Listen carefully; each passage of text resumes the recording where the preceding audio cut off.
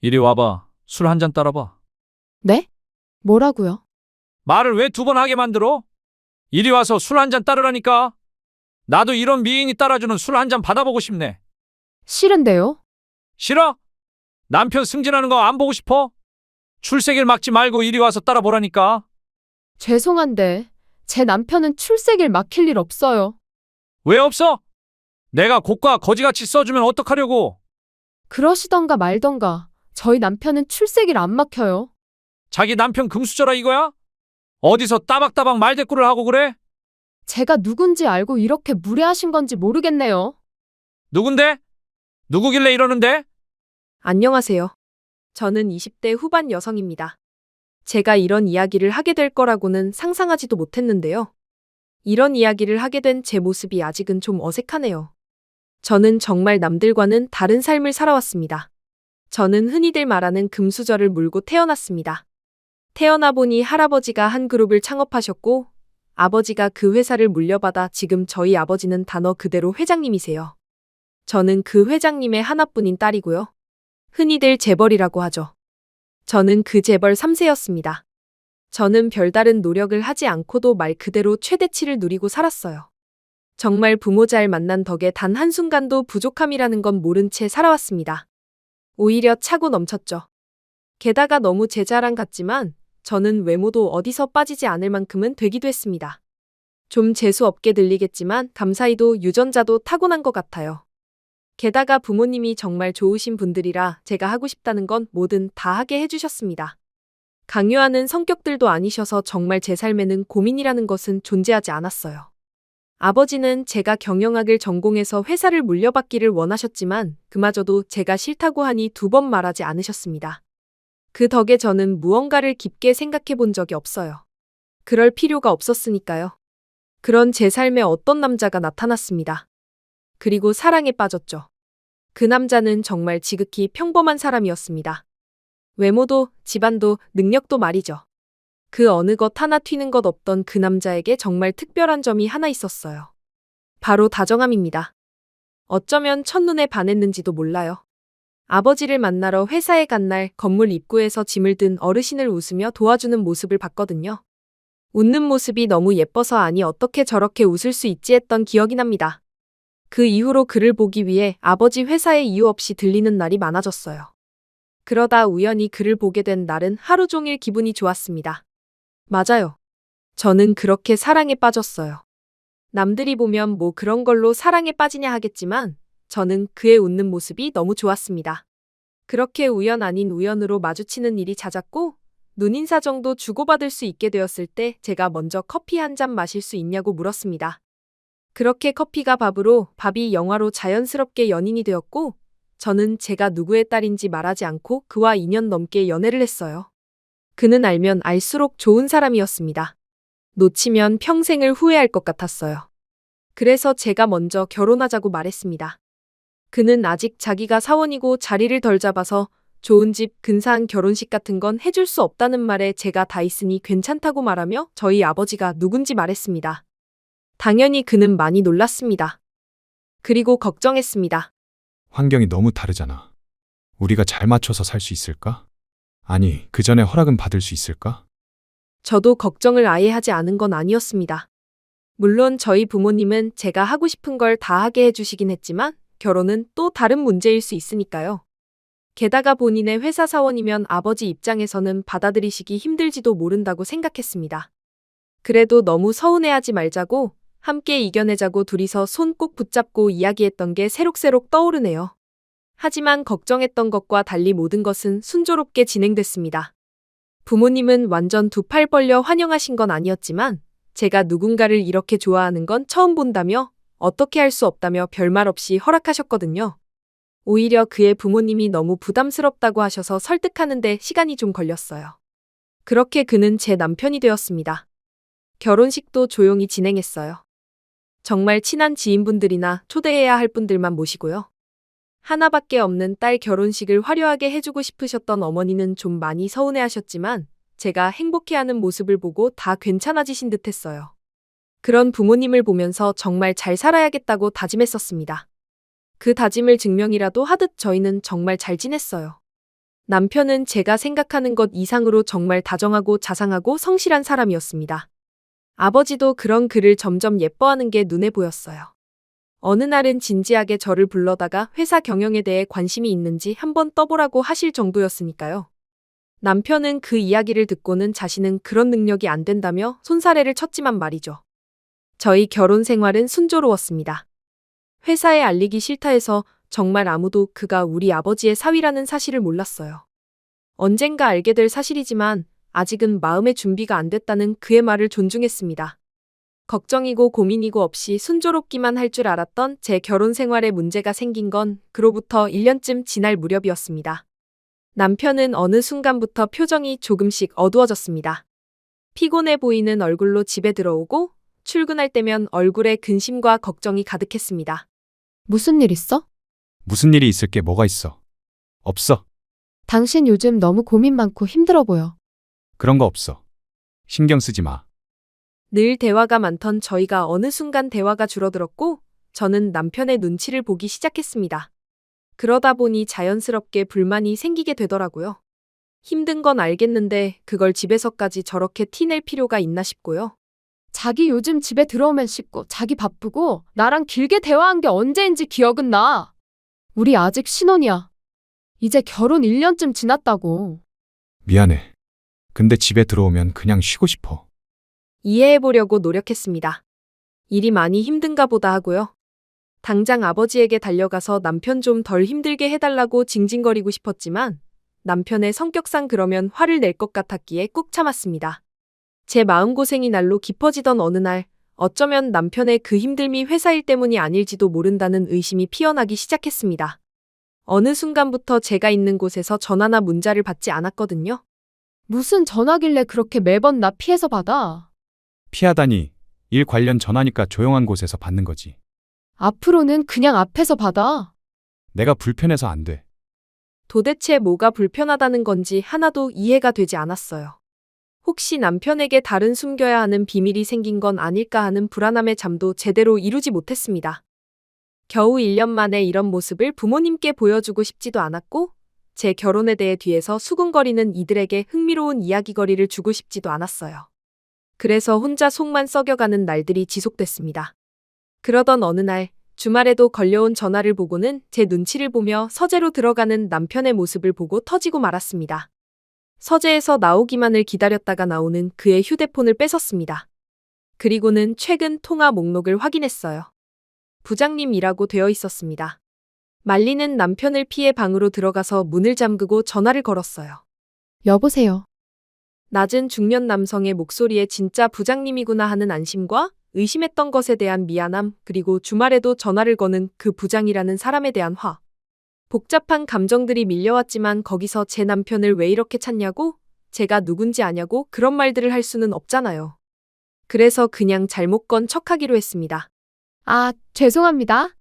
저희 남편 번호인데 제가 휴대폰을 잘못 만지다가 통화 버튼을 눌렀네요. 소문에 그 김사원 부인분이시구만. 네. 회사로 몇 번 김사원 마중 나온 적 있지? 직원들이 보고 다들 엄청난 미인이라고 칭찬하시던데. 다짜고짜 말을 놓는 부장이라는 사람에 대해 상당히 기분이 나빴지만 어찌되었든 남편의 상사라는 사람이니 저는 예의를 갖췄습니다. 아, 네, 감사합니다. 언제 한번 회식 때 나오면 좋겠구만. 제가요? 그 소문의 얼굴 나도 한번 보고 싶어서 그래. 꼭 한번 나와. 알겠지? 상당히 좋지 않은 인상을 남기며 그 부장이라는 사람과의 통화는 끝났습니다. 휴대폰을 들고 나가 남편에게 사과했어요. 하지만 남편은 화가 많이 난 듯했습니다. 제 행동도 행동이었지만 자신을 의심했다는 사실을 믿을 수 없어 했어요. 자기도 나를 좀 이해해줘. 우리 아직 신혼이야. 그런데 매일 이렇게 힘들어하는 모습만 보고 전화나 문자도 뒤에서만 받고 그러면 내가 얼마나 서운할지 또 무슨 생각할지 한 번쯤은 고민해줬으면 좋겠어. 나도 당신한테 그 부분은 너무 미안해. 하지만 나는 당신이 이런 알지 않아도 되는 모습까지 보여주고 싶지 않았을 뿐이야. 어떻게 나를 의심할 수가 있어? 저희 부부의 냉전은 꽤 오래 갔어요. 그러던 어느 날이었습니다. 언제나 좀 늦게 들어오긴 했지만 그날은 좀 많이 늦는다 싶긴 했어요. 전화를 해봐야 하나 고민하고 있을 때 띵동하는 초인종이 울렸습니다. 이 시간에 누구지? 하고 문을 연 그곳엔 술에 잔뜩 취한 남편과 그런 남편을 부축하고 있는 두 명의 남편 또래 남자들이 있었어요. 술도 제대로 마시지 못하면서 뭘 이렇게 마셨나 싶은 마음에 너무 놀라서 눈이 동그래져 있는 사이 정신이 비교적 말짱해 보이는 한 명이 자초지종을 설명했습니다. 오늘 저희 팀 회식이 있었는데 부장님이 김사원한테 술을 너무 많이 권하셔서 너무 나무라지 마세요. 아, 부장님은 왜 그렇게 김사원만 갈구는 거야? 그러니까 또 그 부장이라는 작자인가 싶어서 화가 나려던 것도 잠시 그 두 직원이 집 안까지 남편을 부축하며 저희 집을 두리번거렸습니다. 이야, 김사원 집이 엄청 삐까뻔쩍하네. 금수저라는 소문이 진짠가 봐. 정신 차려. 예의 없이. 죄송합니다. 아니요, 괜찮아요. 남편을 눕히고 나가는 길에도 그 두 직원들은 연신 저희 집을 두리번거렸습니다. 일반 직장인의 월급으로는 확실히 얻을 수 없는 집이긴 했겠죠. 그 두 사람이 나가고 잠든 남편의 거칠어진 얼굴을 보며 언제까지 비밀로 할 수는 없겠다고 생각했습니다. 이젠 남편을 설득해 회사에도 알려야겠더라고요. 안 돼. 그걸 알리는 건 내가 어느 정도 조금이라도 인정을 받고 난 뒤의 얘기야. 남편은 확고했어요. 달리 방법이 없었습니다. 그렇게 또 며칠이 지났습니다. 잦은 남편의 야근은 계속되었고 이제는 회식도 점점 늘어가는 듯했어요. 그리고 회식을 하고 온 날에는 더더욱 깊은 한숨을 쉬었습니다. 어느 날은 남편을 붙잡고 진지하게 이야기했어요. 그냥 회사에 말하자. 나는 내 능력으로 인정받고 싶어. 당신 마음은 너무 잘 알지만 조금만 참아줄 수 없을까? 누구의 사위라는 이유만으로 사람들이 달리 대할 게 나는 너무 부담스러워. 남편의 그런 점을 사랑했지만 답답했습니다. 그래도 그런 사람이니 어쩔 수 없다고 생각하면서 시간이 해결해주겠지 하는 마음에 어느 정도는 포기를 하고 있었던 때였습니다. 그날도 회식인지 늦게까지 들어오지 않는 남편을 보며 그 부장이라는 작자를 속으로 씹어대고 있었습니다. 제 휴대폰이 울렸어요. 남편이었습니다. 자기야, 왜 이렇게 늦어? 오늘도 회식이야? 아이고, 안녕하신가? 내 목소리 기억하겠어요? 그 부장이었습니다. 아, 네. 안녕하세요. 아, 지금 우리 김사원이 너무 술에 취해서 전처럼 데려다 줄 수도 없을 것 같은데 와서 좀 데려가. 아니, 사람이 그 지경이 될 때까지. 하고 싶은 말은 많았지만 정말 꾹 참았습니다. 제가 생각해도 초인의 인내심이었어요. 어딘데요? 그렇게 참을 인자를 새기며 부장이 말해준 회식 자리로 갔어요. 왁자지껄한 그 회식 자리에서 남편만 잔뜩 취한 채 엎드려 있었습니다. 그 모습에 입술을 한번 깨물었어요. 그 부장이라는 작자는 한눈에 알아볼 수 있겠더라고요. 혼자 굉장히 기분이 좋아 보였거든요. 기분 좋은 얼굴로 옆에 다른 직원들에게 또 술을 권하고 있는 모습이 정말 화가 났습니다. 제가 다가가자 붉어진 얼굴로 아는 척을 하더라고요. 대체 언제 봤다고. 소문대로 엄청 미인이네. 감사합니다. 여기 좀 앉아봐. 아니에요. 이 사람 데리고 들어가 볼게요. 어허, 어른이 앉아보라고 하면 앉아보는 거야. 그 무례함에 화가 머리끝까지 났지만 남편을 생각하며 정말 꾹 참았어요. 하지만 그 뒤로 나오는 말들은 정말 가관이었습니다. 도저히 참아줄 수 없을 정도로 말이죠. 듣기로는 집이 엄청 좋다면서 김사원이 그런 티가 정말 하나도 안 나서 몰랐지 뭐야. 이런 미인으로 괜히 얻는 게 아니라니까. 역시 집안에 돈이 많아야 해. 안 그런가? 부장의 그 말에 직원들이 제 눈치를 보며 어색한 웃음들을 지었습니다. 그 직원들도 저 부장 비위 맞추려면 꽤나 고생하겠구나 생각했어요. 그런 집은 얼마나 해? 저도 잘 몰라요. 김사원 부모님은 뭘 하시길래 그렇게 좋은 집을 얻어줄 만큼 부자신 거야? 평범한 일에서 그런 집을 어떻게 얻나? 여기도 말을 하나도 안 해줄 건가 보네. 김사원 술을 그렇게 먹어도 죽어도 자기 부인 얘기랑 집 얘기는 안 하던데. 부부가 똑같아. 눈을 꼭 감고 심호흡을 하며 화를 식히고 있던 그때 그 부장이라는 놈이 결정적인 한 방을 날렸습니다.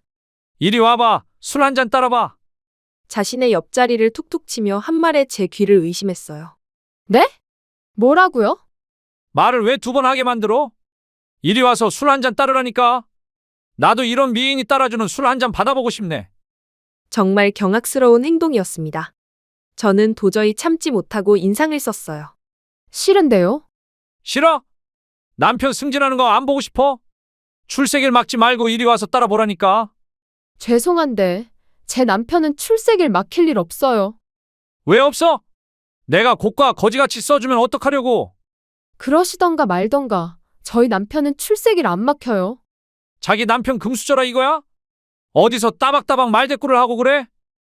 도저히 더 이상은 참을 수가 없었습니다. 제가 누군지 알고 이렇게 무례하신 건지 모르겠네요. 누군데? 누구길래 이러는데? 저희 아버지 성함이 문덕수세요. 문덕수? 그게 누군데? 부장이 큰 소리로 소리를 지르는 바람에 그 이름을 들은 다른 직원들이 수군거리기 시작했어요. 우리 회장님 성함이 문덕수 아니시냐? 맞긴 한데 설마 회장님한테 딸 하나 있다고 하지 않았냐? 일찍 시집 가셨. 술집에 잠시 정적이 일었습니다. 저도 더 이상은 참을 수 없었어요. 수군거리는 소리가 들리고 부장이라는 작자가 어색하게 웃으며 말하더군요. 표정이 참 웃겼습니다. 에이, 문덕수가 우리 회사 회장님은 아니겠지. 그런 이름이 세상에 하나만 있는 것도 아니고. 애써 부정하는 모습에 비웃음이 나오더라고요. 다니시는 그 회사 회장님 맞아요. 저는 문덕수 회장님 외동딸 문지아라고 하고 이 사람은 제 남편이자 문덕수 회장님 하나밖에 없는 사위입니다. 말도 안 돼.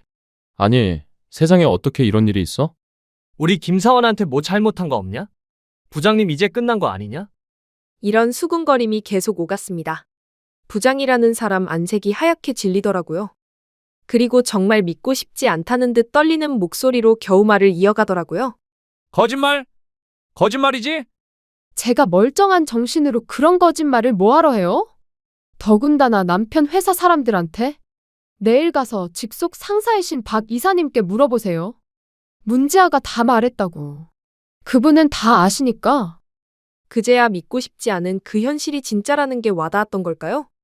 새파래진 얼굴로 손을 덜덜 떨며 차마 말을 잇지 못하더라고요. 수군거리던 다른 직원들이 제 눈치를 보고 있었고 저는 그 이상 그 자리에 머물고 싶지 않아 남편을 향해 다가갔습니다. 자기야, 일어나. 집에 가야지. 저 더 이상은 못 마셔요, 부장님. 남편의 그 주정에 다시 한번 욱하는 마음으로 그 부장이라는 작자를 노려봤습니다. 움찔하면서 고개를 숙이더라고요. 제가 한숨을 쉬며 남편을 부축하려 하자 전에 저희 집에 남편을 데려다줬던 남자 사원 둘이 빠르게 다가와서 남편을 들어 올렸습니다. 전에 그 집으로 데려. 아니, 모셔다 드리면 되는 거죠? 네, 감사합니다. 별 말씀을요. 그렇게 저희는 그곳을 벗어났습니다. 다음 날 남편에게 어제 있었던 일을 모두 말했습니다. 남편은 처음에는 좀 참지 그랬냐며 한숨을 쉬었지만 저한테 술을 따르라고 했다는 말에 그 인간은 정말 어떻게 할 수가 없네. 하며 어쩔 수 없었음을 받아들이더라고요. 남편과 이야기가 끝난 직후 바로 부모님을 찾아가 그간 있었던 일을 말했습니다. 어머니는 그런 사람은 바로 잘라야 한다고 하셨고 저도 어머니의 말에 동의했지만 아버지와 남편이 말리더라고요. 사람을 자르는 일은 함부로 해서는 안 되고 또 정당한 해고 사유도 아니라고요. 부서 이동 정도로 해결하시라는 아버지와 그것도 싫다 하는 남편 사이에 언쟁 아닌 언쟁이 좀 있었습니다. 결국 남편의 뜻에 따라 그 부장의 부서 이동은 없었던 일이 됐죠.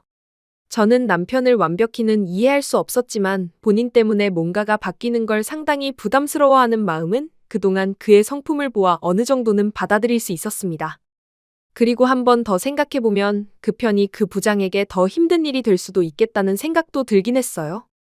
회사 사위와 한 부서에 그것도 자신이 정말 괴롭혔던 직원과 한 팀에서 계속 얼굴 보고 일해야 한다는 것 자체가 벌이라고 생각도 들었습니다. 당연히 회사는 한바탕 난리가 났습니다. 일반 평사원 중에 오너의 사위가 있다니 얼마나 쇼킹한 일이었겠어요. 게다가 그런 식으로 밝혀진 거면 더더욱 사내에서는 말들이 많았겠죠. 들었어?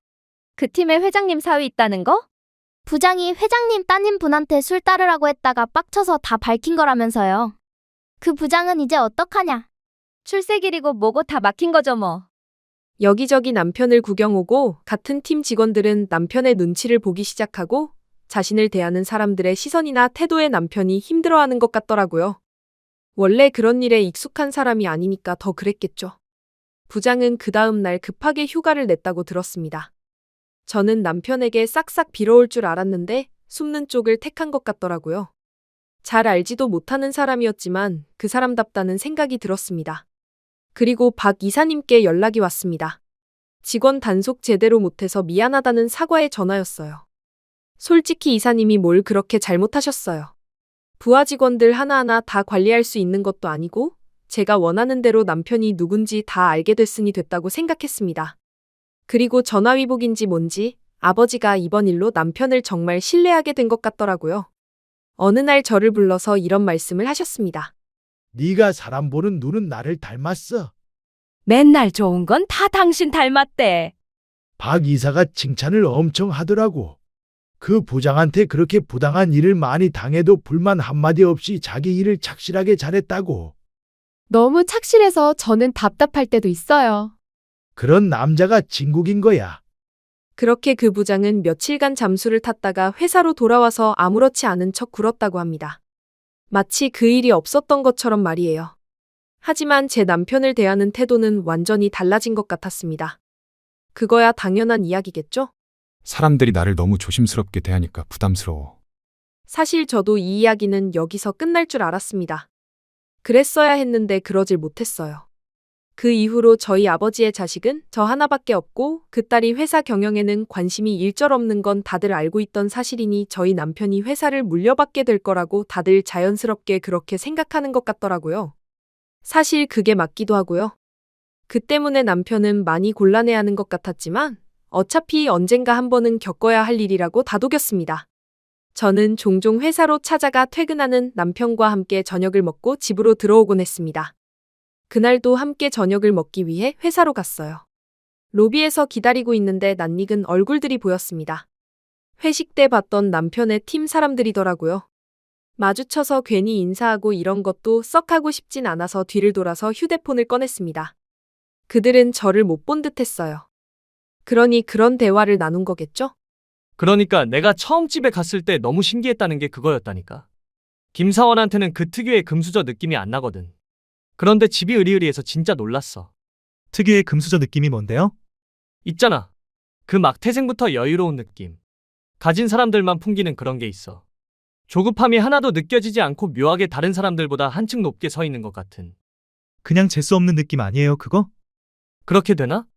그 회장님 딸인 분도 그런 느낌은 안 나지 않았어요? 그때 너무 잠깐 뵈서 잘 모르겠지만 아니야. 그 회장님 딸은 그 느낌이 딱 있어. 전에 나 김사원 데려다 주러 집에 갔을 때에도 묘하게 사람을 자기 아랫사람 다룰 듯 했다니까. 그랬나? 나는 잘 못 느꼈는데.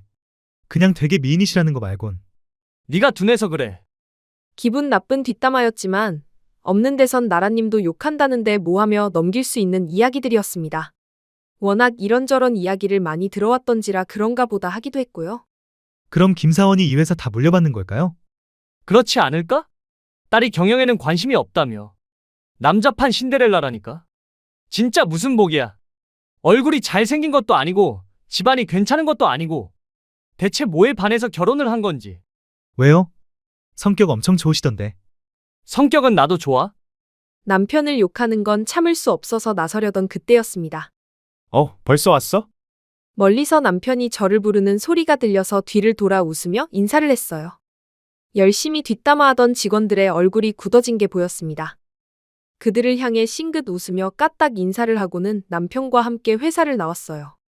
제가 들었고 얼굴을 봤다는 것만으로도 그들은 마음고생을 하겠죠. 그 부장이라는 작자의 뒤시하기도 해야겠죠. 그 이후로 한동안 정말 없는 듯이 지냈다고 들었습니다. 저도 그냥 잊고 지나가려고 했어요. 괜히 긁어부스럼 만들고 싶지도 않았고 또 남편이 그걸 부담스러워할 게 뻔했으니까요. 회식도 야근도 없어졌고 남편을 괴롭히는 것들이 다 사라진 것만으로도 만족하려고 했습니다. 그러던 중 그 부장이 스스로 부서 이동 신청을 했다는 이야기를 박 이사님을 통해서 들었습니다. 그게 받아들여지지 않자 저를 한번 만나고 싶다는 이야기를 전해왔어요.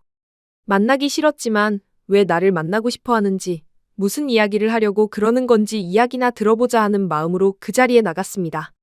들어가자마자 전과는 전혀 다른 표정을 하고 앉아있는 모습을 보고 픽 웃음이 나왔어요. 남편 승진시키고 싶으면 자기 옆자리에서 술 한잔 따라보라던 그 모습은 어디 가고 잔뜩 기가 죽어 눈치나 살피고 있는 모습이란 무슨 일로 보자고 하신 거예요? 그날 일을 제대로 사과 못 드린 것 같아서요. 존댓말을 하더라고요. 그것조차 저는 그냥 웃음이 나왔습니다. 그리고 바로도 아니고 한참이 지나간 뒤에 사과라니. 그것도 어이가 없었어요. 이제 와서 사과를 하신다는 게 별로 진정성에 와닿지는 않네요. 제가 정말 잘못했으니까 이제 저 좀 그만 괴롭히시면 안 될까요? 그 말에 벙쪘습니다. 괴롭히다뇨? 누가 누굴 말하는 건지 몰라서 허하고 헛웃음이 나오더라고요. 괴롭히다뇨? 제가요? 그날 이후로 박 이사님도 저를 대하는 게 다르시고 부서 이동 요청드렸는데도 들어주지 않으시고 다 위에서 지시하신 거잖아요. 묘하게 저를 탓하는 듯한 그 말투에 정말 말 그대로 어이가 없었습니다. 저는 박 이사님께 따로 뭔가 말씀드린 게 없다고 이야기했어요. 하지만 믿지 않는 것 같더라고요. 피해의식에 완전 사로잡혀서 제가 자신을 괴롭힌다고 믿는 것 같았습니다. 한 가정의 아버지고 회사를 그만둘 수 없고 어쩌고 하면서 자기가 너무 잘못했으니까 자신을 그냥 가만 좀 두라고 그러는데 저는 정말 아무것도 하지 않고 가만히 뒀거든요. 제가 여기서 박 이사님께 전화해서 부서 이동을 시켜달라는 것도 멀건이고 함부로 해서는 안 되는 일 아닌가요? 그렇게 이야기를 하고 돌아오는 길에 정말 사람은 변하지 않는구나 생각했습니다. 끝까지 진심 어린 사과보다는 제 탓만 하는 그 모습에 일말의 기대를 하고 나간 제 자신이 후회스럽더라고요. 그로부터 며칠이나 지났을까요? 회사 법무팀에서 전화가 왔습니다. 정말 상상도 못했던 일로 말이죠. 그 부장이 사내의 익명 게시판에 누가 봐도 저를 저격하는 글을 올렸고 그 글이 각종 커뮤니티와 SNS 등으로 퍼져나가면서 저희 회사가 갑질 논란에 휩싸였다고요. 그 글의 일부를 들려드릴게요. 안녕하세요. 저는 이 회사에 다니고 있는 직원입니다. 제가 최근에 억울한 일을 당해서 이렇게 게시판에 여러분의 의견을 물어보려고 합니다. 저는 20년 넘게 이 회사에 애정을 가지고 근무하며 열과 성을 다해왔습니다. 회사에 대한 애사심과 자부심으로 살아온 지난날인데 최근에 있었던 어느 일로 인해 그 모든 것들이 한순간에 날아갈 위기에 빠졌습니다. 제 부하 직원 중에 한 명의 이야기입니다. 그 부하 직원은 평소에 일도 곧잘하고 심성도 발라서 제가 아끼는 부하 직원이었습니다. 그 때문에 다른 직원들보다 제가 일적으로 조금 더 의지했던 게 사실입니다. 회식 자리 같은 곳에서도 조금 더 친근하게 대했고요. 그날도 회식이 있던 날이었습니다. 그 부하 직원이 좀 과음을 해서 아내 되시는 분이 데리러 오셨어요. 저는 반가운 마음에 함께 술이나 한잔하자 권했습니다. 나중에 생각해보니 이 부분이 정말 잘못한 거긴 하더라고요. 제가 취하기도 했고 기분도 너무 좋았던지라 한 실수였습니다. 그런데 알고 보니 그 아내분이 저희 회사 오너분 따님이시더라고요. 전혀 몰랐던 사실이라 놀란 건 사실이었습니다. 그 자리에서 자신이 누군지 말하시고는 화가 많이 난 듯한 얼굴로 남편인 제 부하 직원을 데리고 집으로 돌아가셨습니다. 문제는 그 다음부터 일어났습니다. 물론 제가 잘못한 부분이 있지만 그 다음에 제가 겪은 일들이 조금 너무하다는 생각이 듭니다. 임원진 분들이 저를 중요한 프로젝트에서 빼거나 요구사항들을 노골적으로 들어주지 않으시기 시작했고 인사 이동도 제가 받아들일 수 없게 이루어졌어요. 그 부하 직원은 부서를 이동하지 않고 아직도 제 밑에 있는데 그전과 태도가 너무 달라졌습니다. 뭐라고 딱 말할 수는 없지만요. 회사에 부풀려져 소문이 난 부분들도 많고 노골적인 차별을 받고 있어서 당장이라도 그만두고 싶을 만큼 회사 생활이 지옥 같지만 두 아이의 아버지이자 한 가정의 가장인지라 쉽게 회사를 그만둘 수도 없습니다. 이 나이에 저를 받아주는 곳이 있을지도 모르고요. 많은 분들이 저를 위해 목소리를 내주셨으면 좋겠습니다. 물론 제가 잘못한 게 없지 않지만 이런 부당한 대우는 명백히 갑질이고 그런 문화는 사라져야 마땅한 게 아니겠습니까? 이런 내용의 글이었습니다. 정말 기가 막혀서 말도 안 나오더라고요. 자신이 한 일은 하나도 제대로 적지 않고 또 자신이 당했다는 일들도 아무도 한 적이 없이 오롯이 자신의 피해망상일 뿐인데 저런 글을 써서 자기 자신을 변호하고 노골적으로 저를 비난하는 내용이라니. 회사 내부에서는 그 부장이 어떤 사람인지 알고 있는 사람이 많아서 큰 논란이 되지도 않았고 오히려 그 부장이 더 욕을 먹는 분위기였지만 그 글이 밖으로 퍼져나가면서 문제가 되기 시작했더라고요. 글 내용 중에 보여지는 내용들로 여러 추측들이 오갔고 아버지 회사의 이름도 오르내린다고요. 정말 화가 났습니다. 속에서 천불이 난다는 게 이런 걸 두고 하는 말인가 싶더라고요. 회사의 법무팀에서는 글 작성한 그 부장이 합의를 요구하니까 합의금을 주고 글을 내리게 만드는 게 최선의 방법이라고 하는데 저는 정말 도저히 그러고 싶지 않았습니다. 그걸 노리고 쓴 글이 분명했고 그 부장의 잘못이 너무 명백했어요. 절대 사과도 합의도 하고 싶지 않았습니다. 제가 잘못한 게 하나도 없으니까요. 억울해서 눈물이 나오는 건 오히려 저였어요. 남편과 상의를 했습니다. 남편도 제가 하지도 않은 일로 사람들에게 손가락질을 당하는 것에 대해 분노했어요. 그건 아버지도 동의하셨습니다. 회사 법무팀에서 만류했지만 저는 제 억울함을 이야기하고 그리고 그 부장이라는 사람의 잘못됨을 알리기로 했어요. 매일 11시 넘어서 퇴근하던 남편, 이틀에 한 번꼴로 이루어졌던 회식, 업무 관련 전화가 주말에 왔던 것들은 증명이 다 가능했습니다. 아직 퇴근하지 않았냐면서 주고받았던 저와의 수많은 톡들과 주말의 통화 기록 등등으로요. 문제는 회식이었습니다. 제가 제 정체를 밝히고 갑질이 시작되었다는 그 회식이요. 시간이 지나 CCTV 같은 건 남아있지 않을 것 같았지만 법무팀을 통해 알아봤어요. 너무나 다행스럽게도 영상이 남아있다고 하더라고요. 물론 술이나 한 잔 따라 보라는 소리까지는 확인할 수 없었지만 저를 향해 내민 술잔과 옆에 앉아 보라는 듯 자신의 옆자리를 팡팡 치는 모습이 확인됐습니다. 이 정도면 충분히 입증이 다 가능하겠네요. 그래도 시끄러워지는 게 회사에는 좋지 않으니까 웬만하면 합의를 하시는 편이 좋을 것 같습니다. 그 자료들을 가지고 그 부장이라는 인간과 합의를 할 수도 있었지만 저는 그러고 싶지 않았어요. 그 사람이 한 짓을 세상에 알리고 싶었습니다. 저희 부부의 이야기가 세상 밖으로 알려지는 것은 조금 부담스럽긴 했지만 이번에는 남편이 나서서 밝히라고 말해주더군요. 내가 이런 부당한 일을 당하는 건 참을 수 있지만 당신이 그런 일을 당한 건 참을 수가 없어. 그리고 그 글을 올린 걸 보면서 저 사람은 절대 반성이라는 걸 하지 않는구나. 그냥 두면 다른 피해자가 또 나올 거라는 생각도 들고. 그렇게 이 모든 자료들을 포함한 제 입장문이 세상 밖으로 나갔습니다. 사실의 반응은 가히 폭발적이었어요. 요즘도 그 부장 같은 사람이 있다는 사실에 경악하는 사람들도 많았고 그 부장의 뻔뻔함과 저와 제 남편의 이야기도 주목을 받았습니다. 어쩌다 결혼을 하게 되었고 뭐 그런 이야기들이요. 세상이 그 부장을 향해 손가락질하기 시작했어요. 상황이 완전 역전된 거였죠. 그 부장도 제가 이렇게까지 나올 줄은 몰랐던 것 같더라고요.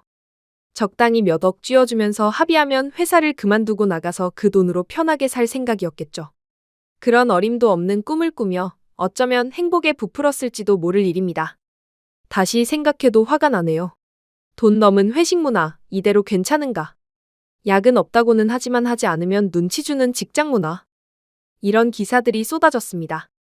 물론 현대판 남자 신데렐라 스토리 같은 기사들도 함께 나와서 신경에 거슬리긴 했지만 이미 한번 각오한 일이었으니까 어쩔 수 없다 생각했어요. 어차피 한 번은 겪어야 될 일이라며? 난 정말 괜찮아. 그렇게 말해주는 남편이 너무 고마웠습니다. 그로부터 며칠 뒤 다시 그 부장이라는 사람에게 연락이 왔습니다. 저는 흔쾌히 만나겠다며 그 자리에 나갔어요. 어떤 얼굴을 하고 어떤 말을 할지 궁금했거든요. 멀리서 봐도 얼굴이 굉장히 초췌해져 있었습니다. 전혀 동정심이 들지 않았어요. 그 글에서는 상당히 당당하시더니 오늘은 아니시네요. 제가 입을 열자마자 그 부장은 무릎을 꿇었습니다. 그리고는 주변 사람들이 들으라는 듯 일부러 큰 소리로 사과를 하기 시작했어요. 일부러 보란 듯 과도하게 말이죠. 정말 제가 죽을 죄를 지었습니다. 사모님, 한 번만 용서해 주세요. 제가 왜 그쪽 사모님인지도 모르겠고 저는 용서할 마음도 없어요.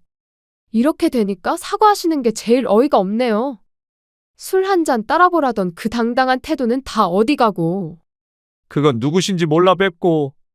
누군지 모르면 회장 딸이 아니면 술을 따라도 된다는 말인가요? 세상에 상사 술을 따라야 되는 사람은 따로 구분되어 있지 않아요. 그건 업무가 아니잖아요. 그 부장은 누가 봐도 과한 액션으로 사람들의 이목을 끌어서 저를 한 번 더 곤란하게 만들 심산이 분명했어요. 큰 소리를 내며 무릎을 꿇자마자 주변에 있는 사람들이 휴대폰을 들어 저희 두 사람을 찍기 시작했거든요. 그래서 저는 일부러 더 그 술자리에 대한 이야기를 했습니다.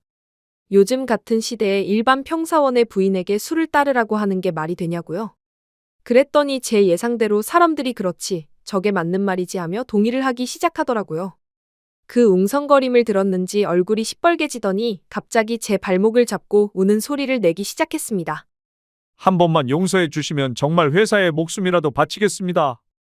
제발 자르지만 말아주세요. 한 가정의 아버지고 두 아이의 아빠입니다. 정말 기가 찼습니다. 여기서까지 저러다니? 저런 아버지를 둔 아이들이 불쌍할 지경이었어요. 저는 부장님을 자른다고 한 적이 한 번도 없어요. 그 관련해서 회사 분들에게 요청드린 적도 없고요.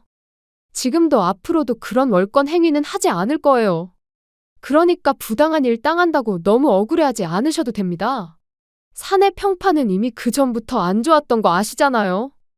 당황하지 않고 조목조목 따지는 모습들이 그대로 찍혔고 그 영상들이 인터넷에 한 번 더 게시가 됐습니다. 물론 그 부장의 편은 거의 없었고요. 그 부장은 그 뒤로 정말 죽은 듯이 지내는 걸로 알고 있어요. 그 부장과 저와의 이야기는 여기까지입니다. 속 시원한 사이다 결말을 원하시는 분들이 많으시겠지만 그 부장은 그 뒤로 부서 이동을 해서 아버지 회사를 계속 다니고 있어요. 물론 모든 사원들의 수근거림과 손가락질을 받고 있지만 이미 소문이 날 대로 다 나서 회사에 딱 붙어 있는 거 말고는 아무것도 할 수 있는 게 없겠죠. 저희 부부 이야기가 세상을 통해 나가는 바람에 남편은 원치 않은 사람들의 관심을 한몸에 받아야 했습니다. 그것 때문에 한동안은 힘들어했어요. 어딜 가나 남자 신데렐라는 등 도대체 어떤 매력이 있길래 재벌집 사위가 된 거냐는 등 평소라면 듣지 않아도 될 말을 잔뜩 듣게 되었으니까요. 그 점이 너무 미안했는데 어느 날 남편이 그러더라고요. 내가 당신과 결혼할 마음 먹었을 때 이미 다 각오한 일이야. 언젠가 한 번쯤은 겪어야 할 일 빨리 겪으면 나중에 편하고 좋지 뭐. 그렇게 말해주는 남편이 너무 고마웠습니다. 그 부장과의 사건은 그 사람의 잘못이 너무 명확하게 세상에 다 밝혀진 거니라 저희에게 다른 이야기가 덧붙여지지는 않았어요. 하지만 그것 외에도 뒷말하기 좋아하는 사람들은 입에서 입으로 정말 터무니없는 소문들이 나기도 했었습니다. 그 중에 하나를 말씀드리자면 어느 날 남편이 그러더라고요. 당신 회사에 나 몰래 와서 나 보고 간 일 있어? 아니, 근데 왜 그런 얘기가 돌아? 무슨 얘기? 직원들이 남편 몰래 하는 이야기를 남편이 들었답니다. 제가 회사에 몰래 찾아와서 남편을 감시한다고요? 그 부장 사건 때 제가 남편 휴대폰을 봤다는 사실과 남편을 의심해서 부장에게 전화를 걸었다는 이야기가 꼬리에 꼬리를 물고 부풀어진 것 같더라고요. 거기에 제가 한두 번 아버지 회사 로비에서 남편을 기다리는 모습이 목격된 적이 있어서 그 소문은 직원들 사이에서 빠르게 퍼져나간 것 같아요. 남편은 모른 척하려고 했지만 아무래도 신경이 쓰여서 좀 알아봤더니 아주 말도 안 되는 이야기를 자기들끼리 하고 있더랍니다. 제가 의부증인데 그 증상이 심각해서 병원에 다녀와야 할 정도라는 등 정신이 그렇게 이상하니까 재벌집 딸이 평범한 남자랑 결혼을 한 거라는 등 저희 남편이 저 때문에 우울증에 걸렸다는 등 정말 별의별 헛소리들이 난무하고 있다는 소리를 들었습니다. 처음에는 그냥 모른 척하려고도 생각했어요. 근데 소문이 점점 커져서 어머니 귀에까지 들어갔어요. 그쯤 되니 나서지 않을 수가 없었습니다. 하지만 그저 사람들의 입에서 입을 타고 커지는 소문에 대처할 방법이 뾰족하게 있진 않았습니다. 그래서 그냥 정면 돌파하기로 했어요. 그 소문의 진원지를 잡기로 말이죠. 가만두면 어디까지 퍼져나갈지 짐작조차 되지 않았어요. 범인은 생각보다 쉽게 잡을 수 있었습니다. 전에 로비에서 저랑 제 남편 뒷담화를 하다가 걸린 남자 사원 있잖아요. 그 사원이더라고요. 뭐 놀랍지는 않았어요. 뒷담화하는 걸 즐기는 것 같아 보여서요. 그런데 사실 소문의 진원지를 알았다고 해서 달리할 수 있는 건 없잖아요. 고소를 하자니 일을 더 키우는 것 같고 그렇다고 그냥 지나가기엔 저 입을 막을 방법이 없고 그래서 생각했습니다. 소문은 소문으로 덮어야 한다고 말이죠. 사실 이 생각을 한 건 어느 우연한 계기였어요. 그날도 남편과 데이트를 하려고 회사 로비에서 남편을 기다리고 있었습니다. 그런데 그 남자 사원이 나오더라고요. 어딘가 심각한 얼굴로 대화를 하고 있길래 본능적으로 몸을 숨겼어요. 저 통화 내용을 들어야 한다는 촉이 딱 서더라고요. 아니나 다를까 대화 내용은 충격 그 자체였습니다. 그게 내 애라는 증거 있어? 너 맨날 다른 남자애들이랑 술 마시고 다녔잖아. 그중 아무나랑 사고 쳐서 생긴 앤지 내 앤지 내가 어떻게 알고 책임을 지냐? 너 같은 애들 뻔해. 내가 직장도 괜찮고 집안도 좀 사는 것 같으니까 발목 잡으려는 거잖아. 야, 내가 알아보니까 중절 수술 200이면 하더라. 계좌 불러? 200 보내줄 테니까. 아니다, 카톡으로 송금할 테니까 그런 줄 알아? 이건 완전 쓰레기 그 자체더라고요. 여자친구가 임신했다는데 막말하는 것도 모자라서 카톡으로 수술비를 송금하다니요. 놀라서 입을 떡 벌리고 있는데 남편이 나왔습니다. 남편에게 제가 오늘 들은 이야기들을 말했어요. 그런 일은 그냥 모른 척해. 저런 쓰레기를 모른 척하면 어떡해. 게다가 우리 소문도 저 사람이 다 내고 다녔다는데? 그 복수심으로 이러면 더더욱 안 되는 거야. 자기야. 그리고 저 일은 그 여자분이 비밀로 하고 싶으실 수도 있는 거잖아. 제가 간과했던 부분을 남편이 집어서 말해주더라고요. 그렇죠. 그건 그 여자분도 밝히고 싶지 않은 사생활일 수도 있는 일이었습니다. 제가 생각이 너무 짧았더라고요. 하마터면 똑같은 사람이 될 뻔했지 뭐예요. 그렇게 그 일은 듣지 않은 걸로 하려고 하고 다른 방법을 생각해보던 때였습니다. 그날도 남편의 회사에 갔다가 로비에서 두 손에 종이 한가득 들고 있는 여성분을 봤어요. 경비원에게 막혀서 안으로 들어가지도 못하고 있길래 제가 가서 물었습니다. 여긴 무슨 일로 오셨어요? 아, 그게 제가 꼭 해야 할 일이 있어서요. 직원분 아니면 못 들어가요. 무슨 일이신데요? 사실은 그 여자분은 다름 아닌 그 남자 사원의 여자친구였습니다. 카톡으로 돈을 송금받았던 바로 그녀 말이죠. 도저히 그를 용서할 수 없어서 대자보를 붙이러 왔다는 말에 순간 번뜩하고 뭔가 생각이 났습니다.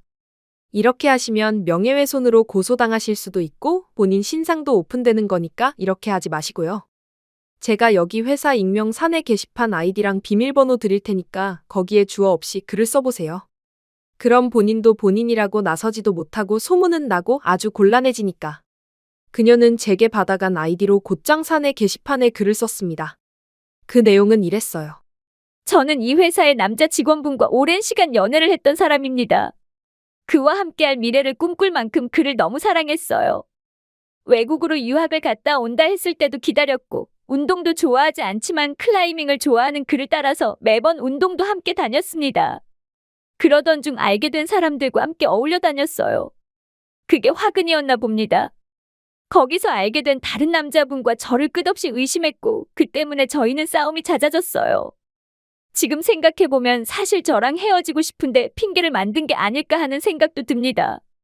그렇지 않고서야 임신했다는 저의 말에 단칼에 연락도 끊고 본인이 의심하던 남자의 애 아니냐며 막말을 하고 얼굴도 보기 싫다며 카톡으로 중절 수술 비용을 보내다니요.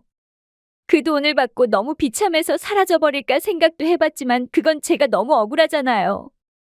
대자보를 붙일까도 생각해봤는데 그러는 것보다는 이 글의 주인공이 자신인지 아닌지 밝혀질까봐 전전긍긍하며 회사를 다니는 글을 보는 게 더 통쾌할 것 같아 이렇게 글을 올립니다.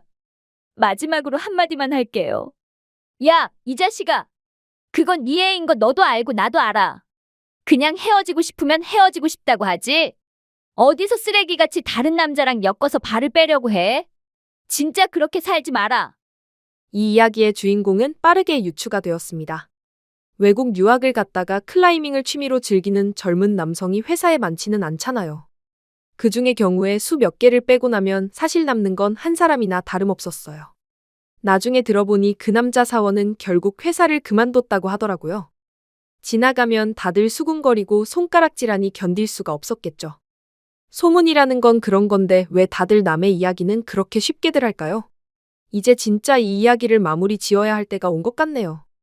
아, 남편은 어떻게 지내고 있냐고요? 아버지와 매주 주말 바둑도 두고 산책도 가면서 아주 1등 사위가 되었어요. 저보다 제 남편을 더 좋아하신다니까요. 회사에 돌던 소문도 그 남자 사원이 나가서 그런지 아니면 시간이 지나서인지 이제는 조용해졌답니다. 일 잘하고 착하고 바른 제 남편을 좋아하는 사람들이 더 많았고 그 덕에 승진을 해도 뒷이야기가 별로 나오지 않는 것 같더라고요. 누군가는 제 남편을 현대판 신데렐라라고 부르기도 하고 전생에 무슨 복을 쌓았냐고 빈정거리기도 하고 분에 넘치는 복을 받았다고도 합니다. 하지만 저는 전혀 그렇게 생각하지 않아요. 오늘 달이 너무 예쁘다. 같이 산책이나 갈까? 달이 예쁘다고 산책을 함께 가자는 이 남자가 제 인생에 들어와서 저를 얼마나 행복하게 해주는지 사람들은 잘 모릅니다. 그저 겉으로 보여지는 모습을 보고 판단하죠. 그러니 저같이 돈도 많고 외모도 괜찮은 여자가 평범한 남자를 만나 결혼한 것을 믿을 수 없어하고 자기들의 기준이나 수준에 맞는 이야기들을 가져다 붙여서 자꾸 이유를 만들려고 합니다. 그 부장님도 사실 제 남편이 어떻게 하다가 저 같은 여자를 만난 건지 왜 그런 큰 집에 사는 건지 남의 일을 궁금해하고 자기 생각하고 싶은 대로 생각하다가 이 사단이 난 거라고 생각해요. 그리고 남들이 소문내는 이야기들을 이용하려 했고요. 저는 그냥 그 사람을 사랑해서 결혼한 것뿐인데 자꾸 사람들은 거기에 이유를 가져다 붙입니다. 조건이 안 맞네, 누가 더 아깝네 하면서 남을 평가하고 판단하죠. 그러지 않으면 본인도 더 행복할 텐데 왜 그걸 모르는 걸까요? 앞으로도 저는 계속 이런 시선들과 싸워나가야 할 겁니다. 사람들은 그럼에도 여전히 남을 평가하고 또 남의 일에 관심을 갖는 걸 좋아하니까요. 저희 부부는 그런 사람들에게 아주 흥미로운 조건을 가지고 있는 게 사실이고 말이죠. 그럼에도 불구하고 저와 제 남편은 잘 헤쳐나갈 거예요. 서로를 사랑하고 또 서로를 믿으니까요. 제 사연 들어주셔서 감사합니다.